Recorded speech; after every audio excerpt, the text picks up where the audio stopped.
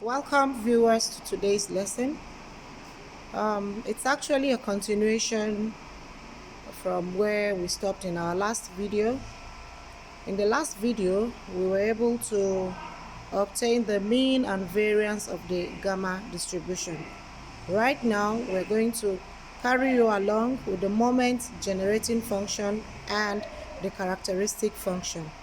Our resource person, Dr. Kazim, will be taking us on this. Thank you very much for following us in in our last episode and this present one. We've obtained the mean and the variance in the last video of the gamma distribution. Now we will look into the moment generating function and characteristic function of the gamma distribution. This is the PDF of the gamma distribution with two parameters, alpha and beta, with the distribution of x non-negative, that's x greater than or equal to 0, and the two parameters alpha and beta are also greater than 0. And our moment generating function can be denoted as mxt to be equal to expected value of e raised to power xt. This is the moment generating function. Then for continuous distribution, we are going to have it as an integral, which is ranges from 0 to infinity because of the non-negative. We have e raised to power xt, f of x dx.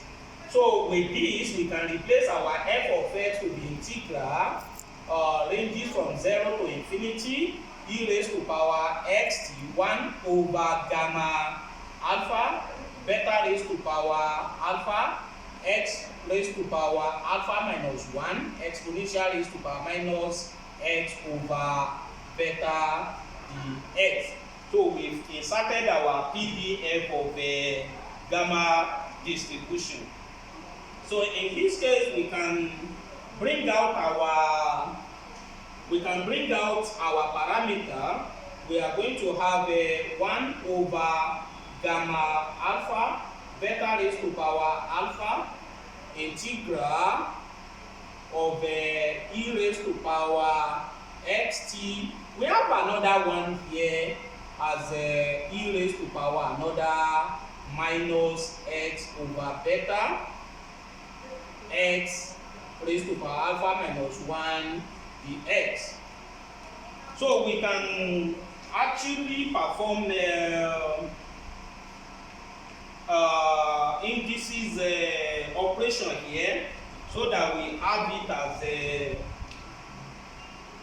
1 over gamma alpha, beta raised to power alpha, integral of x raised to power alpha minus 1, exponential raised to power. If we bring our x outside, we are going to left with something like this, or if we like, we can bring minus out because of the gamma expansion we are going to do. So if we do that, we are going to have something like this. This one that is negative become 1 over beta, because we bring the x out, we brought the negative out, minus t. Then the x will bring out the x. Therefore, we can now say let our t to be the same value as this. If we actually want to use the gamma expansion, we can say let, but t is here already, we cannot use t again. We can use another variable. We can say let y to be equal to 1 over beta minus t x. So how can we make our x the subject of the formula here?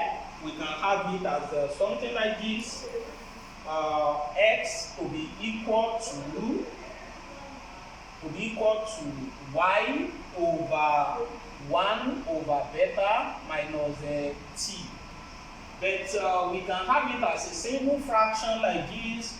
So our x can be, if we have this, we are going to have a beta as the denominator here.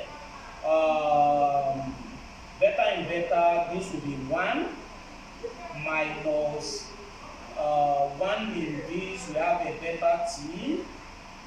Then there will be another numerator of y. So if we turn it with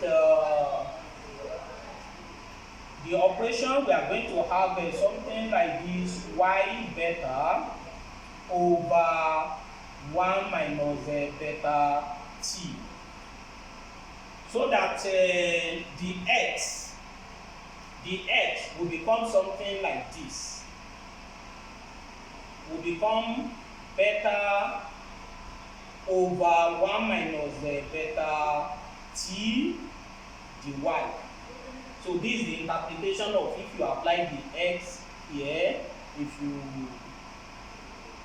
put d in this, so this is what is going to become. So therefore we can substitute this value inside our moment generating function. This is where we are. We have mxt. Mxt will be equal to 1 over gamma alpha beta raised to power alpha integral of x. What's the value of x? This is our value of x. Y beta over 1 minus bt raised to power alpha minus 1. Raised to power alpha minus 1. Then exponential raised to power, the whole of this is y.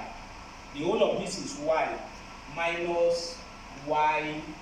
Then our dy, the x becomes something like beta over 1 minus beta t dy. So if that's the case, we have to bring all the constants out that there is no y. Which one no y here is beta over 1 minus beta. We are going to have it like this: 1 over gamma alpha beta raised to power alpha.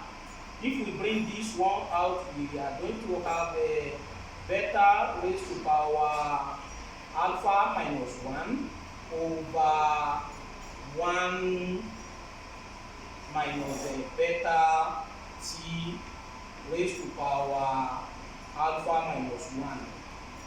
So if that's the case, we still have this. We brought out this like this. We brought out this like this. Then remain beta over 1 minus beta t integral. We are left with only y raised to power alpha minus 1 and the exponential raised to power minus y dy. So the interpretation of this is look like our gamma expansion.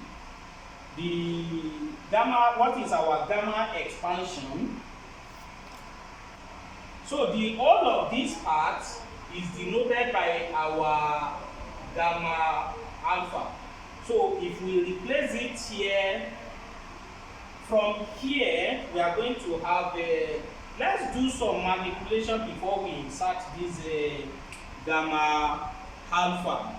Let's do some manipulation.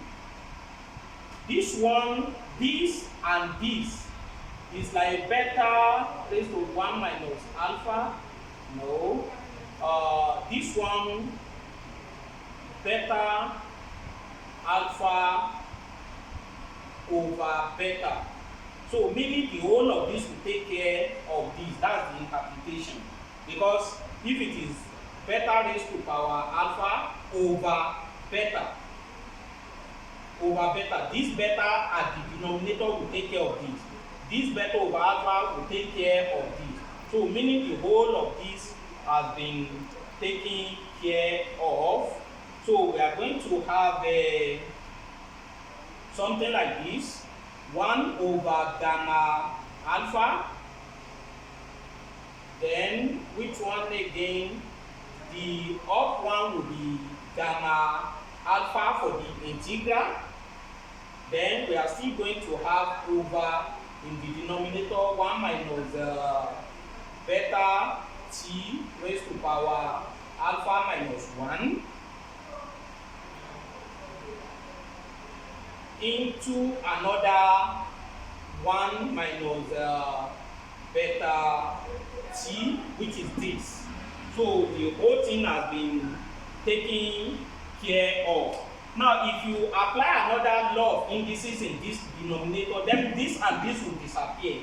We are left with 1 over something like this, 1 minus beta t into this raised to power 1 is like we are saying alpha minus 1 plus 1, which is equal to 1 over 1 minus beta t raised to power alpha, which is the same as the moment generating function of the gamma distribution. We've obtained the moment generating function of the gamma distribution to be 1 over 1 minus bt raised to power alpha. So then, now remain the characteristics function. By definition, we're supposed to have, you can denote it by a phi of xt, which is expected value of, or you define it as expected value of cos xt plus I sin xt, which can also be expanded or written as expected value of it can be written as expected value of exit. If this is the case, you now realize that from our definition of moment generating function, the only difference between this expectation is I. So therefore, if you are working towards the characteristic function, anywhere you come across t, you can actually put the value of the I there. Where our I is the square root of minus 1, they call it imaginary unit. Is an imaginary unit when we have a complex situation. So therefore, if the MGF, which is denoted by something like this, MXT, is 1 over 1 minus beta t raised to power alpha. So therefore, our file xt, which denote our characteristic function, will now be 1 over 1 minus beta I t raised to power alpha. That's just the only difference between the two of them. And kindly subscribe to our channel whenever you watch our video, so you